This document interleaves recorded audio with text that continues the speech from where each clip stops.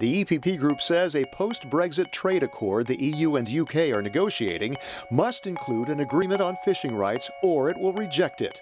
The European Parliament's Fisheries Committee is backing a report by the EPP Group's François-Xavier Bellamy, which calls for just that.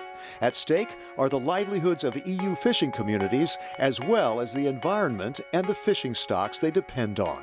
Le message fondamental de ce rapport que j'ai écrit en prenant l'avis de tous les autres groupes pour qu'il soit vraiment le reflet de la position du Parlement européen, c'est que nous ne voulons pas qu'il y ait d'accord avec le Royaume-Uni s'il n'y a pas un accord sur la pêche qui permette, dans le long terme, de manière équilibrée et stable, de continuer de partager un accès réciproque aux eaux et aux ressources.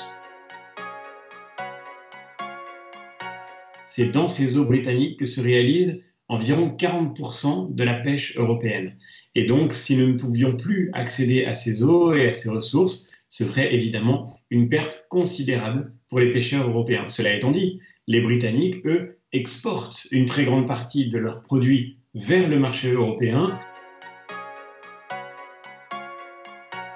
Depuis plusieurs décennies, les Européens se sont mis d'accord sur des règles exigeante pour préserver la ressource, pour éviter une espèce de course au volume qui fait baisser le prix du poisson et qui détruit les fonds marins. On a réussi à sortir de ce cercle vicieux. Aujourd'hui, la tentation est grande pour les Britanniques, je peux le comprendre, de s'affranchir de ces règles, mais ce serait irresponsable de mettre en danger dans la durée la préservation des espèces que nous avons su construire ensemble.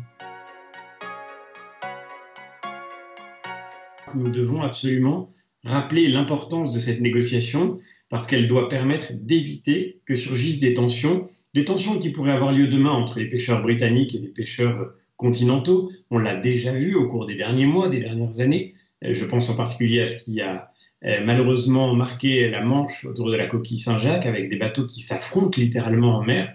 Et je crois qu'il y a ici, à terme, bien sûr, des vies humaines qui sont en jeu. Et c'est ce que nous devons absolument éviter.